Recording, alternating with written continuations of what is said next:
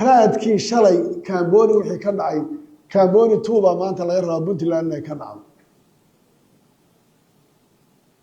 oo aan laga fakaraynin war dadka Puntland degan waa kuwii shalay dawladnimada dhisay dhaqan bay leeyihiin beec ma galaan kala tuur ma galayaan jimcaalaha la geenayo jimcaalaha la magacaabaya waa jimcaalihii raas Kamboni muxuu kaga bedelay absolutely waxba kaga bedelay reer Puntland whatever la sameeyo ma aqbali doonaan kalmadooda ku oran doonaa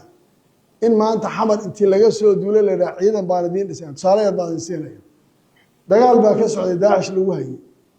dawladda federaalka hal gorado rasaas inay u geysay iska daayay waxay diiday permissionka diyaaradii dhaawac lagu qaadi lahaa in la diro ogolaansho aviation ku siiyo waa ku dhaawac qaadi lahaa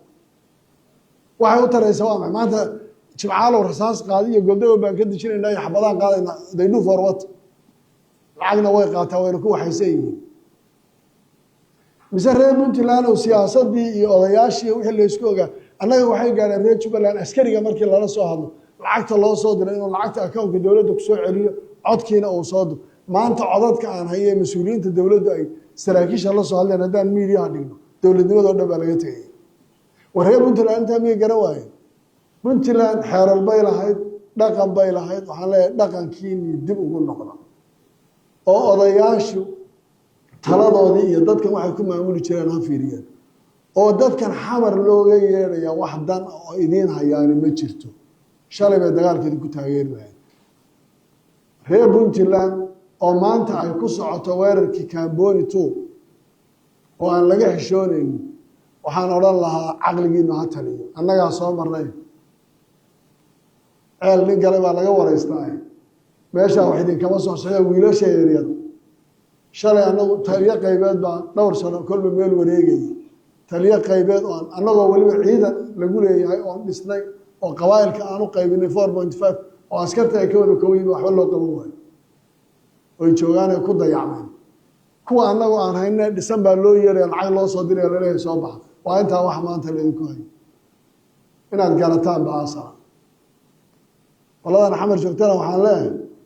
war ku qoos qaata shalay wixii aad samayseen Soomaaliya maanta hubkii aad bixiseen qabaa'il baa la isugu laynaya maanta daahda markaad marayso wadadan ilaa iyo war sheekh iyo isku xidhay intee isbaaraad taalladu malaynaysa maalintii la dhisay Puntland garoowe in imsa isbaaraa gudaheeda taallay intee isbaaro qabaa'il baa kala taallay ilaa Boosaaso waxa la doonayaa waa dekada Boosaasana inay xidhanto oo tan iyo isku xidha reserve area ilaa iyo iska daa alaabta ka soo baxda doolo way ka soo gashaa markaad maanta systemkiina la burburiyo qabaa'il intii laga dhigo la burburiyo wargarow quruxda aan leeyahay ilaamiyada lagu faanimay yeelanaysa garow sootaan oga ma noqonayso taan oga hadda markaan ka hadlay waa 70s-kii iyo waqti horaan sheegay say u dayacnayd iyo say ahay iyo maanta quruxda ay leedahay dawladda waqtigeedu dhamaaday Soomaaliya inay galaafato oo burburiso oo meel cillaa kaga tagtay rabtaa reer Puntland dawladnimadana base baad u ahaydeen SYL waxa la hayday waa la garan maantana systemka federaalka idinka hooyo u ahaa harajaynina oo ilmaha qaar baa wali naaska nuugay ha ka dhimanina iyagoo ilmaha naaska laga gurin odayaasha dhaqankana waxaan leeyahay intaa in leeg dhaqan soo shalay islaan maxamed